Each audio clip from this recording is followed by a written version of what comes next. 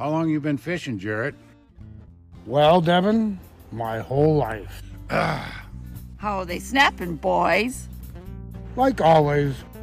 they're not. Could be debate. I'll take a beer.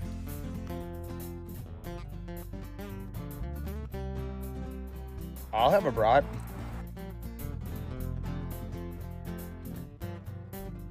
Can you believe it? Fish just ain't biting today. Oh, boys. Who's that? Don't look. Best day ever. I love fishing. Oh, yeah. I love fishing. Yeah.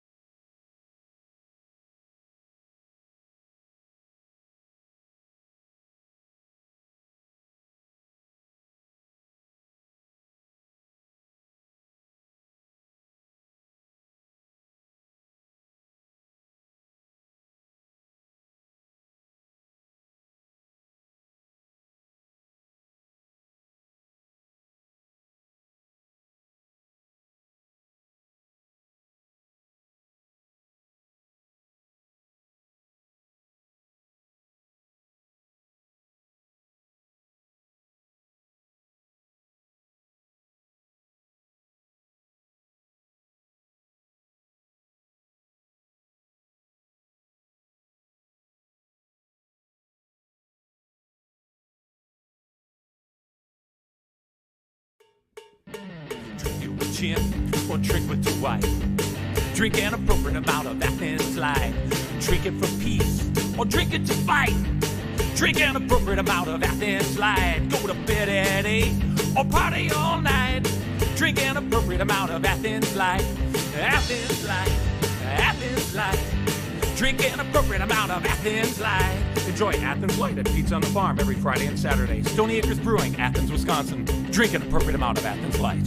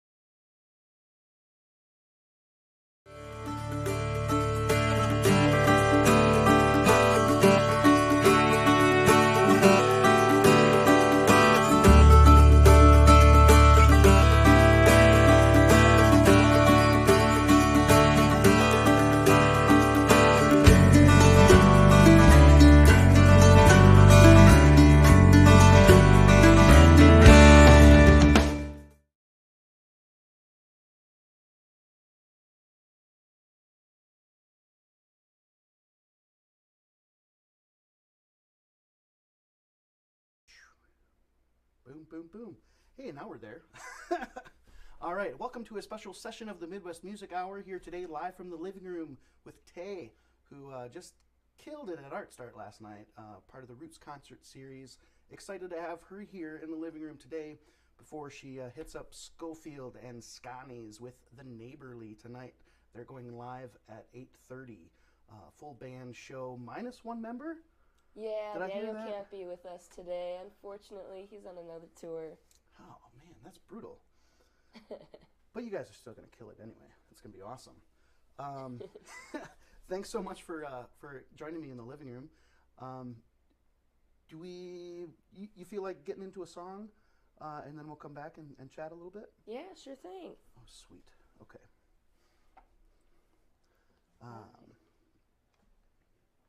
It'll give me a chance to adjust some of these levels. You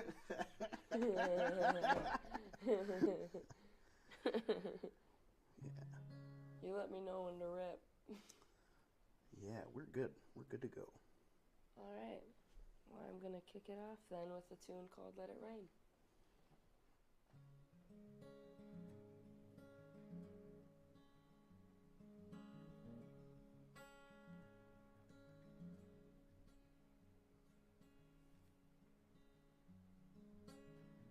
Clouds are slowly turning. They're making way for the sun to shine on me. Just when I got used to the gray,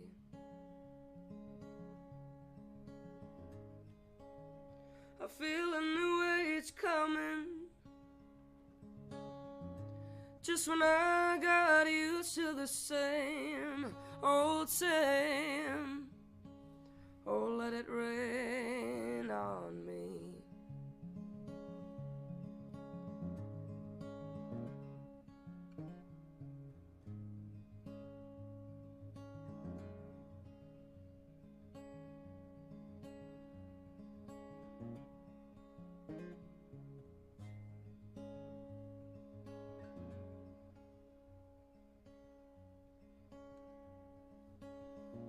If I'm being honest,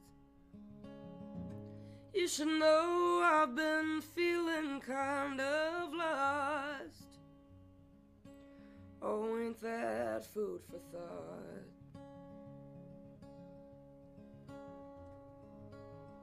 'Cause it's funny how I stand still.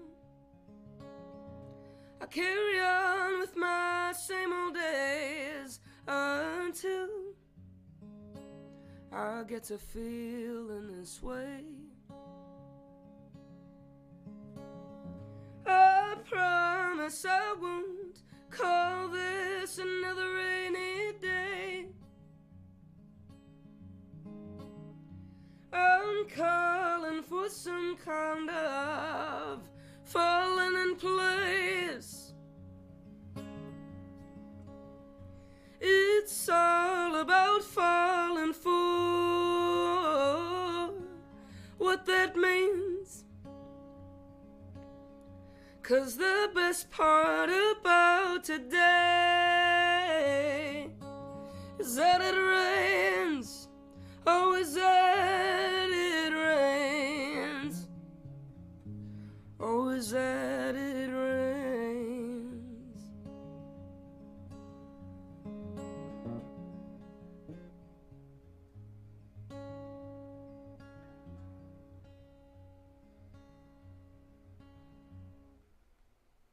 I'm moving on from this one until I find myself under the thumb of the next to come. I'll keep going around again until I find a new dance to move ahead. Oh, but I'll start with this. I promise I won't call this another rainy day. I'm calling for some kind of falling in place. It's all about falling for what that means. The best part about today is that it rains. Oh, is that it rains. Oh, is that it rains. Oh, is that it rains. Oh, is that it rains.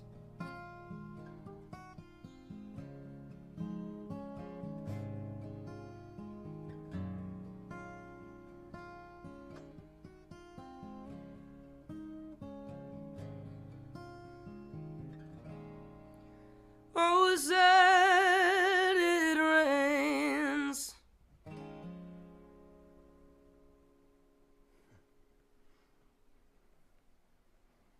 Yeah, it's beautiful.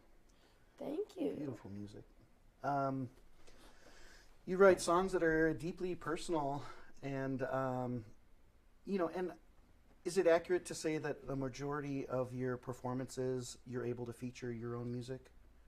Yeah, I feel like I've finally migrated to an all original show. I started off with doing the whole cover gig life, and then eventually I got to kick one cover out at a time and write songs, and now I've been in a place for a couple of years now where it can be all of the songs that I write. So that's pretty awesome. Yeah. Now playing Art Start last night, you know, kind of it's a unique little gem for us here in the Northwoods because it's geared up to be a listening room. Yeah. You know, different from your noisy bar room and whatnot. And of course, some people sometimes, you know, you run into a conversation here and there, like it swells a little bit, but you know, people kind of keep themselves in check a little bit as well. But is that a unique performance space compared to like the other venues that maybe you're used to playing, or do you find that you just run the gamut? I feel like I've gotten to a point where it's about half the time it's nice, quiet shows, like listening rooms like that.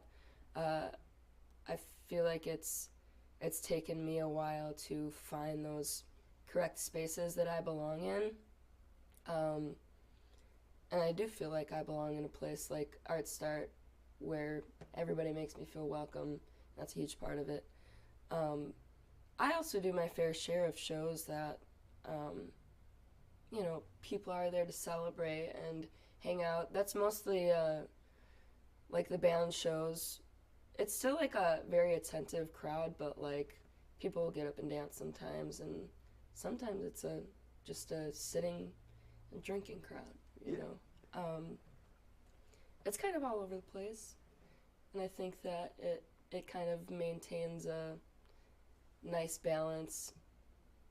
And I feel like I walked into the room last night and I was like, I have not been to Rylander in a few years, and like I certainly have not played Art Start before last night, and I had no idea what to expect, and I had only seen pictures and stuff online, and everybody that I talked to on email and whatnot and over the phone was completely kind, and I walked up to the mic and everybody was just dead silent, and I'm like, all right, it's this kind of night, you know, gear shift in my head, and I immediately became excited.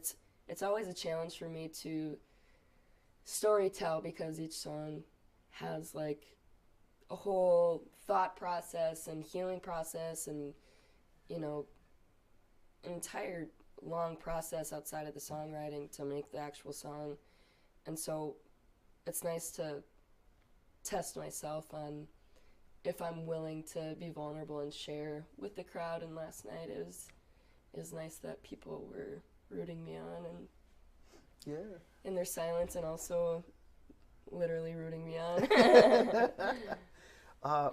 Do you find yourself, you go back into those headspaces of where you were at when you wrote the songs, when you Yeah. perform them? I know that sometimes you can fall into the, gosh, we've got 30 gigs this month, and it just sort of becomes business as usual, or almost a routine. Yeah. The difference between like the solo performance and maybe the full band, is that different when you're singing those songs, given those circumstances, or it's still the goal to sing with intention and Yeah. find that root of the place where you wrote the song from. Yeah, I love that question. I feel like I usually take myself there every time, either to the headspace that I was in when I wrote the song, or kind of a self-reflective moment of like, how can I apply this song that I wrote to my current situation, and given a new variety of surroundings or whatever it may be, I feel like I usually am reliving or reanalyzing myself, or thinking about people that I know that are can relate to it, and I know that they can. I feel like it's very rarely, unless in a good way, that I kind of disassociate from the music. If I'm disassociating from the music, I'm in it. Like I am the music. I'm coasting alongside of it, but I feel like it's pretty rare that I'm like, oh, I just wasn't feeling it. Like even on a bad night, like on a night where things gone unexpectedly, or like a cable wasn't working, or like different obstacles come about and you can get flustered. I feel like even then I will find nooks in the set to ground myself back down and not disassociate from the music. The music and the doing is not a separate thing for me, and so I like to keep them together. So Right on, yeah, because it's that healing process when you're going through things. You work through it with the songwriting process, and of course going back into that headspace. Sometimes it's like, how old is that scab that we're pulling off, like night after night? yeah, Sometimes they're dark places, exactly. painful places. There's some nights where I feel maybe too emotionally vulnerable to play some songs, because I'm like, we ain't going there tonight, honey. Like, I don't want to touch that side today. Yeah. But most of the time, I feel like I'm pretty level-headed about it, and it's more so like in honoring or embracing my life and everybody else's life. It's like, it just is what it is, and I feel like most of the time I can look at it like that, but still coexist with all the feeling that comes along with it in a very rational way, an accepting way. But some nights I'm like, I might bust a tear if I talk about this tonight. For sure. When you talk about performing those songs, well, here today you have your acoustic guitar. Yes. Last night, for maybe the majority of your concert, you were playing your electric guitar. Yeah. You also play piano. Yeah. So if you approach like the full band, maybe you're mainly on electric guitar. Yeah. Acoustic guitar gets a I'm little... really only on the electric nowadays. I used to solely play the acoustic even with the band. And then it got to the point where it's like, it just sounds better and there's more fun things to do with the electric, and everybody can be on their own wavelength and not make it all muddy. So Was that a difficult transition? I know, like the action, sometimes the way you play, like an acoustic guitar can be more rigid. An electric guitar might, like the strings bend a little bit easier or whatever. Yeah. You don't have a wound G string or something. And Yeah. was that still a process that you're working through, or you feel that it was a pretty easy switching back and forth? You got a great guitar that you're playing on. That's a Guild? Yeah, it's Electric. a Guild Bluesbird. Yeah. So it's got to be like kind of a little bit beefier in terms of its action and... Yeah, and it's pretty light. I like that it's a lot lighter than the acoustic. I played this, for many years, and it wasn't even until, maybe 2 years ago that I had transferred over to electric. And at first, it was a learning curve for me because I'd realized that I do like a lot of hammer-ons and stuff in my way of playing with the acoustic, and I'm pretty rough with it, even though it might not sound like it. And now I've been focusing on finger-picky stuff, coming back to the acoustic, but since I've kind of gained a different kind of control with electric playing. Yeah, it was definitely a challenge at first, but I feel like I kind of got used to it within a few months. And then it wasn't too long ago that I started using some pedals. Andy, who's actually here today, he is in the band, and he has introduced me to the fun electric pedal world. And yeah, I think that I actually quite prefer the electric now. I feel like for longevity, it doesn't hurt my back as much. And it doesn't, cramp up my hands so much. I like to bring this out every now and then, though. I've been starting to do that more. Very cool. As far as piano, I feel like I go in seasons of playing it. I have so many songs that I've written down there, but I still need to get a case for my piano, and so it makes it a little bit inconvenient to bring it out to shows. And I don't know. I love playing it. There's an entirely different scope of emotion that you can bring on with that. But I feel like I'm more versed in playing the guitar probably nowadays.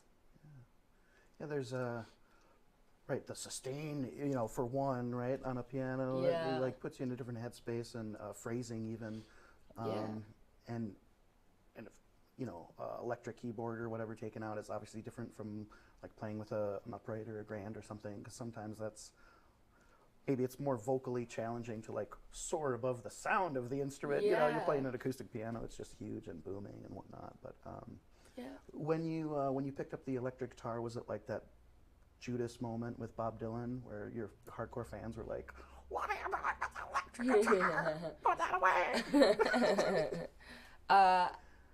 I feel like I've gotten that. Oddly, like when I started transitioning to electric, people were like, "Oh, this is great. Why haven't you been doing this?"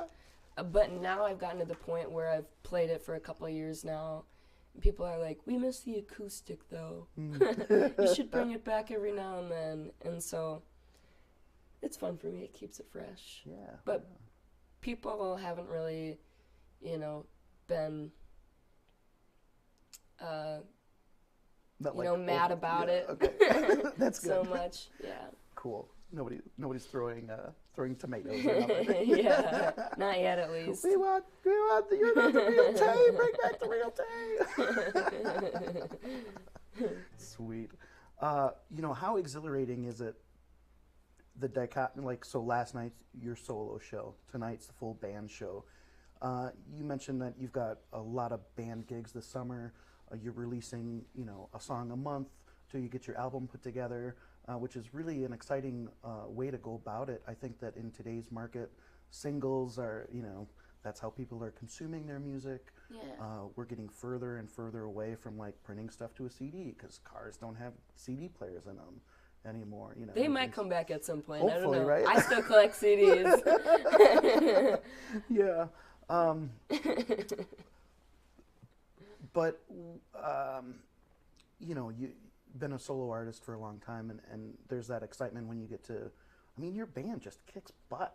Like, Thank you've got amazing musicians that you've surrounded yourself with, and that's always really exciting to see, because everything's just, up another 10 notches, if you will, They are truly incredible group of guys. So, and players, There's a little bit of a backstory on how you all got hooked up together. Was it through like a studio session, maybe an album that you made where you needed some players, and then it just all came together and you're like, "Yes, just be my band." And they're like, Yeah. "Of course we will." So, I think so it was really only Calvin, I believe, that played on like the debut solo record that I put out, and I didn't know really anybody at this point. I've been watching Calvin for years and loved his stuff. He played in friends' bands and whatnot. And he's just always been like so humble and just so smooth and versatile. And so I really only knew him in a way from that record. But for the release, I had gotten this group of guys together. I think everybody in the band besides Daniel was on at that point, and it was supposed to kind of originally be the record release shows, and it was kind of an unspoken of thing where I just kept booking stuff. And I'm like, oh, we got more release shows. It's like 2 years later. Put them to work. Yeah, and along the way, we had added Daniel through Andy, and that was one of Andy's friends, and he brought Daniel in, and so we were looking for someone that, like, a very particular energy of human. Daniel's got like kind of this, sassiness and like confidence. Like, he's not a jerk. I feel like there's a fine line between like jerky players who know that they're incredible and, goofy people to share the stage with that can also bring this confidence vibe to the entire room and light it up. So he was a really good addition. I think he came in about, when was that? I think that might have been almost 2 years ago now. Yeah, about 2 years ago now. And David, I had watched him play with Feed the Dog back in the day, and just was mind blown. And he's always been such a nice guy, just, consistent fella. Yeah. And Andy was actually the person, it's so funny because he has become like a main source of the ship sailing nowadays.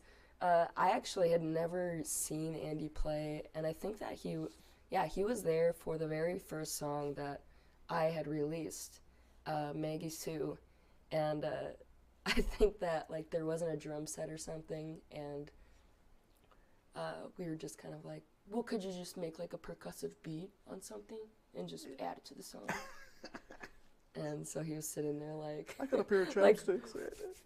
Do something. I didn't end up making it into the song, but I think that was my first interaction with Andy.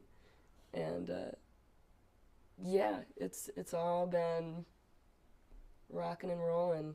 Now I feel like we just, as more shows have come about, we seem more like a family and understand each other's quirks and dynamics, and we're becoming better communicators in different situations, and it's good. Everybody's responsible, and I feel like music life and party world are separate for me, and a lot of people in this industry, they're together. I feel like this group of people have either been through the music party world scene, connected, or aren't interested in that in general. And so it's nice to like go to a show and everybody's not just wasted.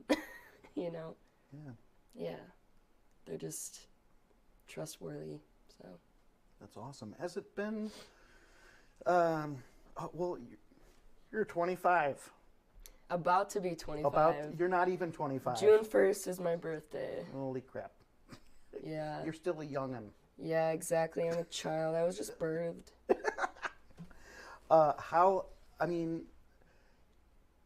You've received a lot of support in your journey thus far. Yeah.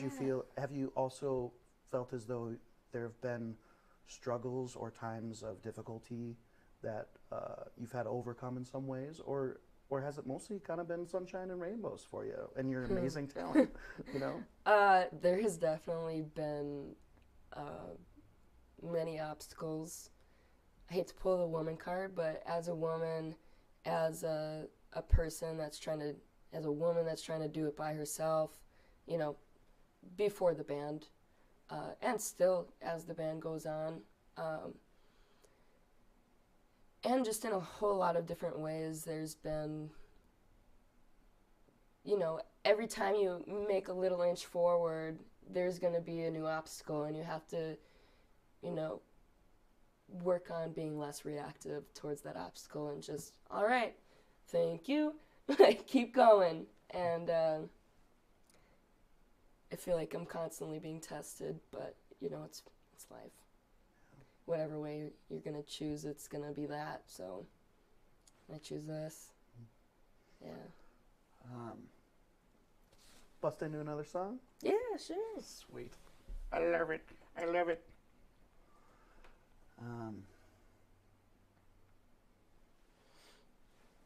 And I do want to be mindful of your time because you guys got a load in at Sconni is here this afternoon and get your stuff together. So what time are we at? We're a little after 104 or something. It's I think it's like start without you. Half hour to get there or something.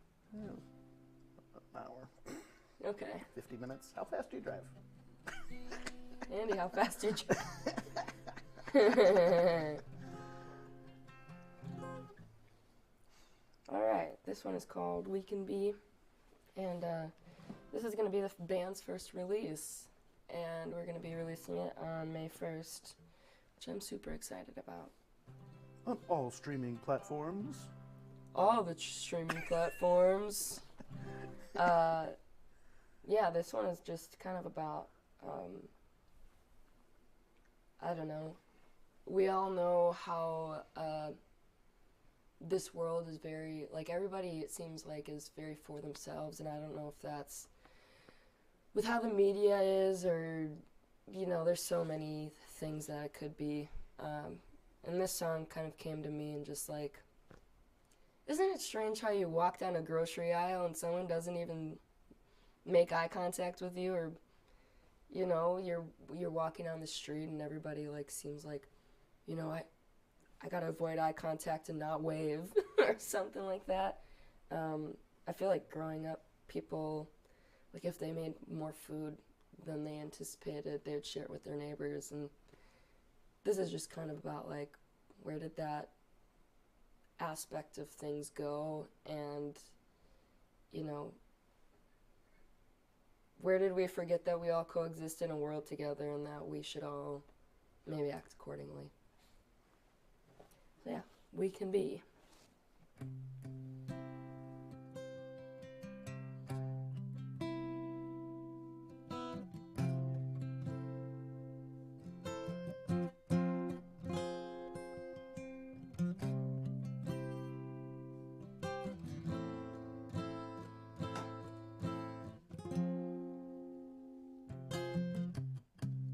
A man once asked, does anyone in this time even try to make things brighter?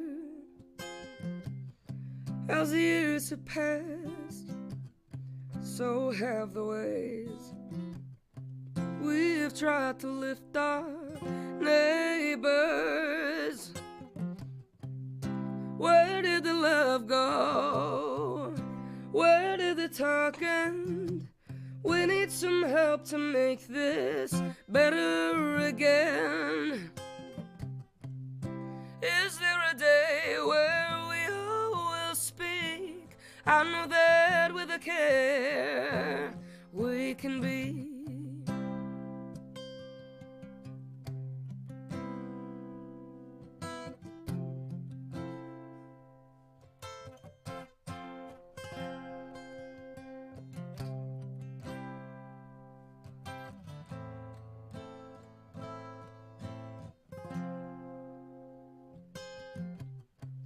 What could have been a longer than life friend is instead another chance burned.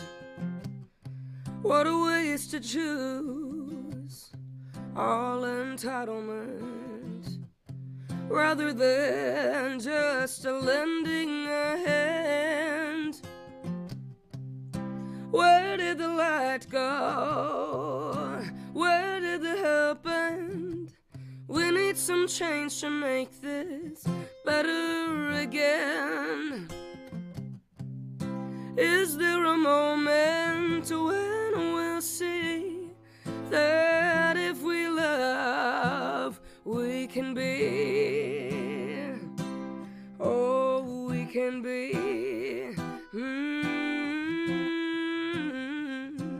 There's room here for plenty.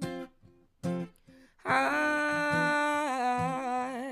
am on my knees asking,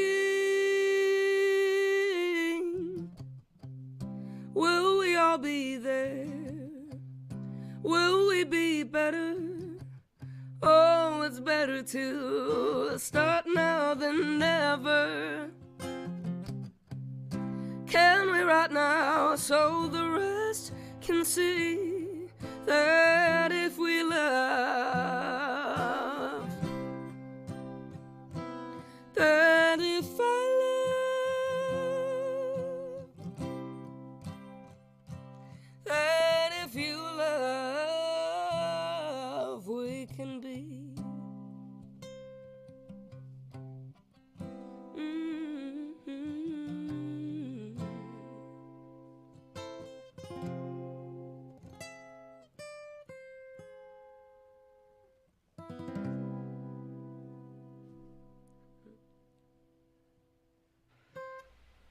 Yeah. Wow. That's great. Thank you. Yeah, you know, where did that sense of community go?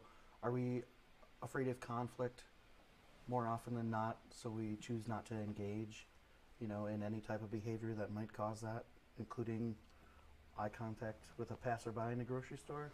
Yeah, I feel like, you know, another part of that song, another layer to that is like, how much do we miss out on? How much does everybody miss out on because we choose not to interact with each other or like even acknowledge each other? Like we could be developing, you know, lifelong connections. We could really like, you know, make our community strong and lift each other up. But it's such a mess sometimes, most times actually. And how much of that could have been if we just put a little, you know, openness into our minds. Yeah, and right, and there's like mountains and molehills, right? Yeah. Yeah.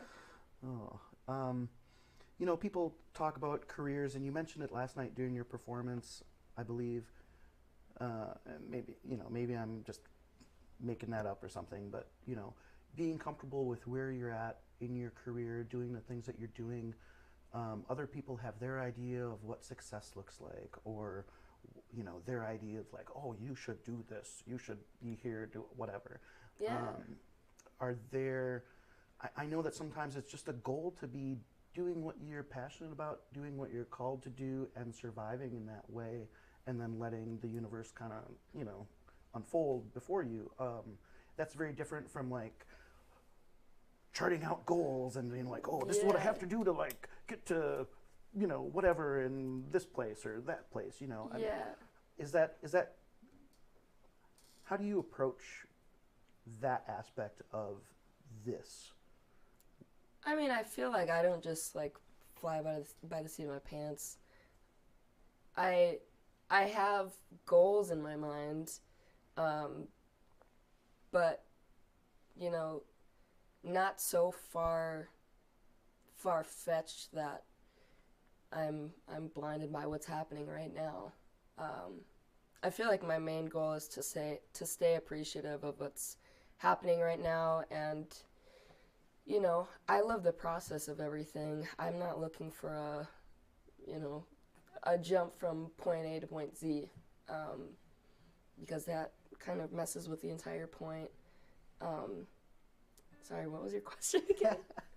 Yeah, well, right, you're enjoying the journey and the path that you're on.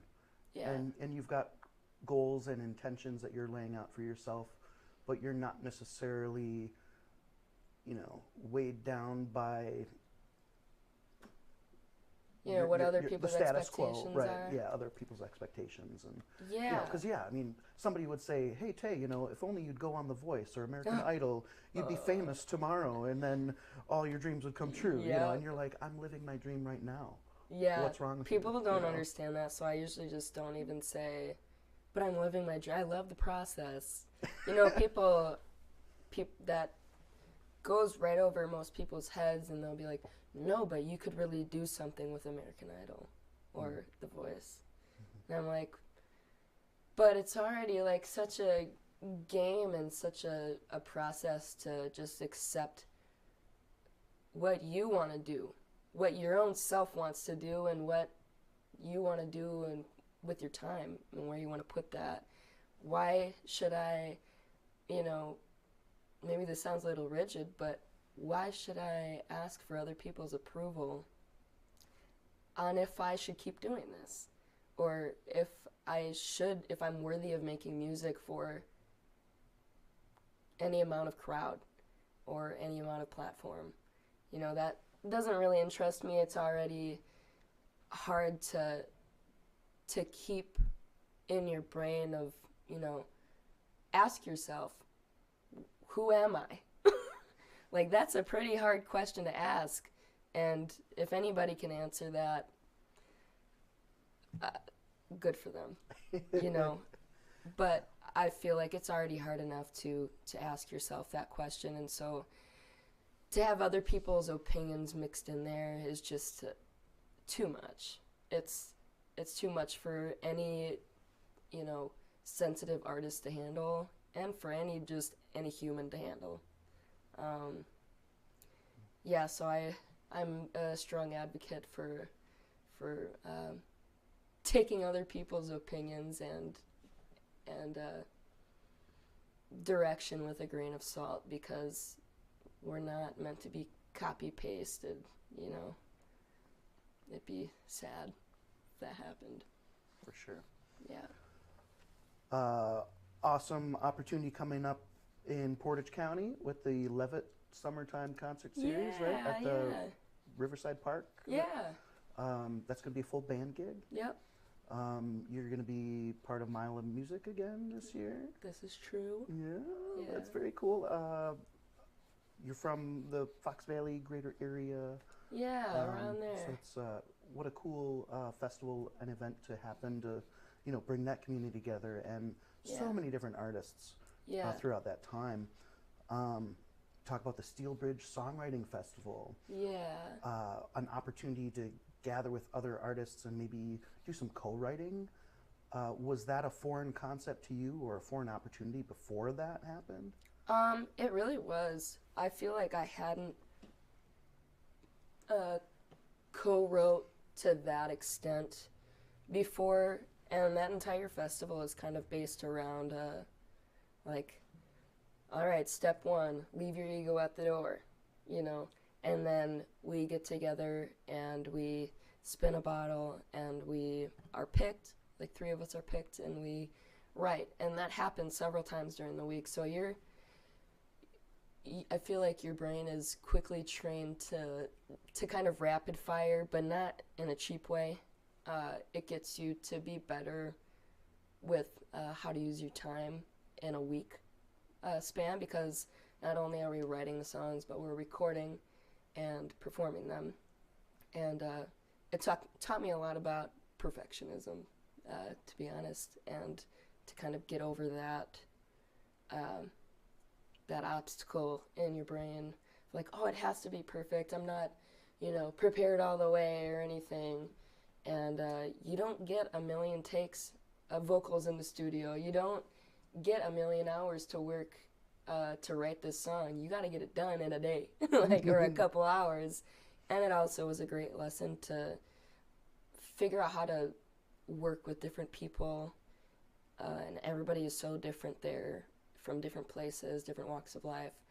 And yeah, I hadn't been really accustomed to that before I came there, and now I feel like that was a huge part in my development as an artist. And so I know that they haven't been doing festivals recently, but who knows. maybe it'll come back. Maybe someone else will make it happen, or, you know. I'm actually playing up where that festival is taking place at that motel. I'm playing at the Tambourine Lounge on May 2nd. So if anybody in the stream is out there, come check it out. Dole County, here we yeah, come. Yeah, it'll be fun times. Very cool. Yeah. Yeah. Is that a thing? Like, is there somebody in your mind you would love the opportunity to do like a co-write with, or get creative? You know. Yeah. Like, is there there's so a short many list of people, or? There's a long list of people. And are they like people that you know and you just need time to schedule to get together, or are they kind of like, oh, they live over in London or something, you know? Yeah, I feel like it's mostly people that I've met along the way that I would consider friends now that I would love to write with, or like people that I've co-billed with that I would love to write with. It's just a matter of, you know, travel and making time, and there's so many people that I would like to write with. I feel like I've been a little bit out of the game, and I gotta shake some rust off to to start co-writing again, because it's been a while, but it's something that I definitely want to start doing again more. So I guess in that approach too, you find like a co-write has to consider you know, all the people involved, maybe just two, but different place of creation from, you know, when you're alone writing from personal experience. Are you focusing more on ideas or a fictional story, you know, or is it sometimes, oh, I've had this thing, and, you know, and then you both, or the group of you, work together to, you know, kind of express that fully? In my experience, I've written fictional stuff, but I have a hard time playing that stuff out. Just like feels so fake to me, and that's not a kick to anybody that does that. It's just I can't attach myself emotionally to those fictional type things. There's already so much to do that's like real in my own life and in other people's lives that I'm more focused on that. I have done co-writes though, like in the Steel Bridge spectrum of things, where it's gotten funny and we're writing goofy stuff, or, you know, I've even rapped about PB&J sandwiches, and we go all over the place there. It gets kind of rowdy. Yeah. No limit. But yeah, I feel like a majority of the things that I prefer to do is having that real, like, truthful, vulnerable dialogue with another person. It's like more than the songwriting that I love is the actual talking part and the exchange of that, and then figuring out how to put what we just talked about into words via song. Yeah, that's my preferred approach. Also, just when I write by myself, I tend to really only write reflective type stuff for the most part. Right on. Softball here. First concert that you ever went to? Oh, man. Oh, sorry, I didn't know it was that. I'm pretty sure that it was Jody Messina. Oh, yeah? Yeah, I don't know if anybody knows who that is. Sure. But she sang some songs. Yeah. She recently came touring, back right? to play in Green Bay, and I missed it, but it's fine. Yeah, I think it was either Jody Messina or possibly the Cheetah Girls. Don't tell anybody I said that. They all know now. They all know. And who, who are you? What's the last artist that you listened to? Like you're driving around in the car, like coming up to Rhineland, or you're going down to Schofield tonight. Like, what's on your radio? Well, the literal, actual probably artist that I last listened to was Caleb Howley. But we've been listening to a lot of like John Moreland, very wordy, thoughtful music. Recently went to see him at the Collectiva Back Room in Milwaukee, and I'm just like trying to sometimes decode how he writes such profound things. It's very inspiring to me. Who else have I been listening to? Man, I'm constantly on the search for new music. I'm a avid vinyl collector and music listener. I feel like I am a Spotify user, and and I am definitely a clicker. Like, I'll go into related artists and go under there and go to their related artists and do a deep dive, and then I'll find some random artist that I'd never heard of and go to a playlist that they curated and just go way into the rabbit hole of music. So I feel like my playlist is kind of all over the place. That's way cool. There was some like somebody on one of the things elsewhere was talking about like, oh, they don't listen to anything else because they're just like tunnel vision on their project or what's going on, and they're a metric for what they think is good, influences like their song production or their arrangement, and I can feel that like when you're heavily involved in a recording process, you might you're just listening to what you did that day. You're trying to make your performance better, or figure out how to change the arrangement or whatever, and sometimes so you get into that whole trap of not really hearing anything else, but yeah, I mean that's not that's not for everybody, right? Yeah, I mean, I feel like I'll go into modes of, I definitely have playlists of like, titled this tone, like this piano tone, like this is my inspiration, recording inspiration, and different ways of producing things. I don't know, I listen to music in a few different ways, whether it be to like,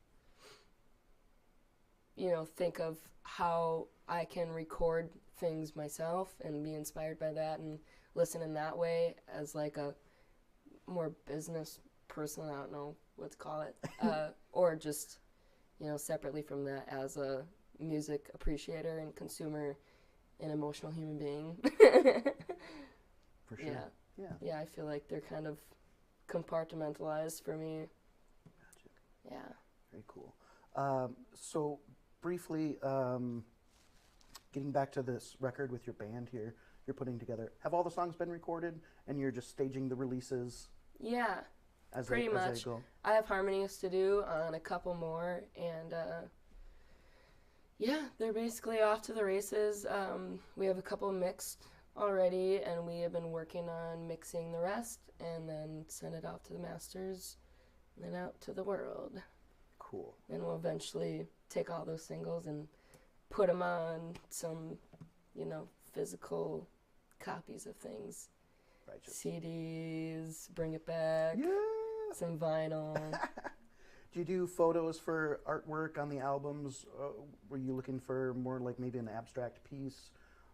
Sometimes it's like it's a recommendation or almost whatever that you got to have your face on the album so people know who you are, that type of thing.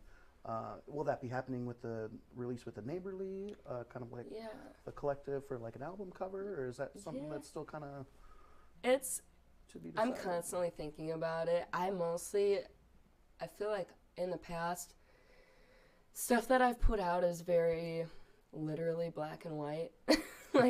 like very not vibrant, and I feel like with this we've been together for a while now, but with our new releases, I want it to feel celebratory, and so I want it to be bright and colorful, maybe even funny. Like, I feel like I'm going in a funny direction. I just want it, I don't know if this will be understood, but I just want it to look stupid.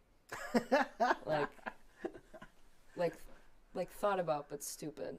So we're still thinking about it. Sure. Yeah. I don't know that it will be our faces. It might be a piece of art that I make, or, you know, if I see something and it's inspiring, might be that. We'll see. You'll have to see. Well, it'll be later this year. Though, right? Yeah. Very cool.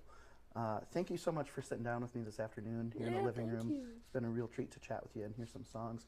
Are you okay with doing one more before I kick you out of here and you get on the road to? That's right, Sconi's Ale House and Eatery down in Schofield tonight with the full band minus Daniel. Yes, come on by. This is our first time at Sconi's. 8:30 p.m. Yeah, they've got a heck of a joint down there, and I hope you have a really great crowd. Thank you. Thanks so much for sharing your art and your music and yourself with all of us. Oh, thank you. Cool. Thank you for sharing your platform. So I'm going to do one that I botched a little bit last night at the show, and I hope that my fingers are feeling up to it today. This is new. This is called Cheap Seat.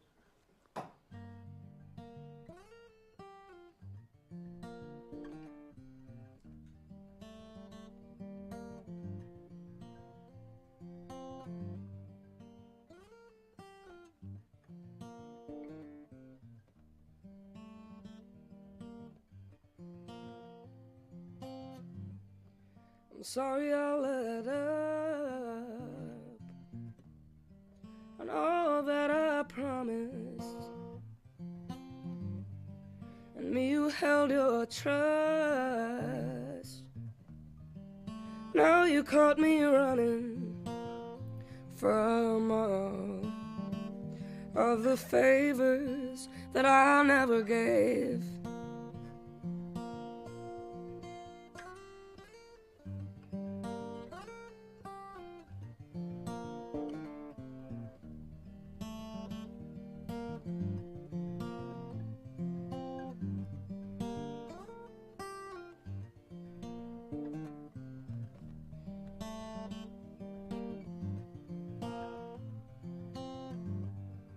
Never meant to take your time just wasted. I see the mess I made. You can call me wicked if that suits your fancy, then I'll take the blame.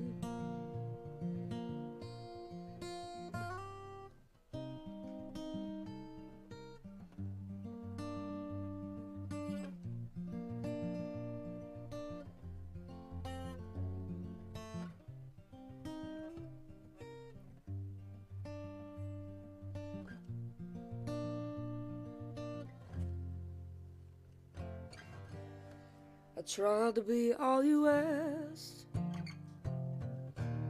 until I misunderstood it. Then all I saw was a mask, and I couldn't shake what I'd see. I had to leave. I was running from the enemy inside of me. I couldn't keep having you hang on, sitting in a cheap seat.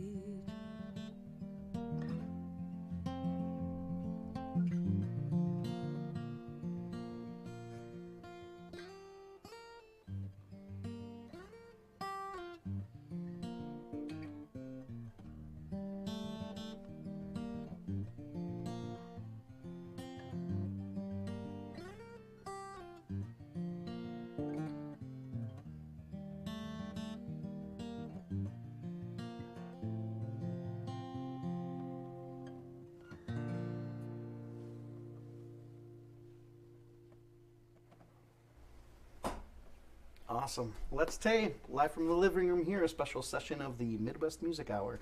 Thanks for joining us today. Don't forget to support her. This is Tay, right, on Facebook? Yes, this is Tay Music. This is Tay Music.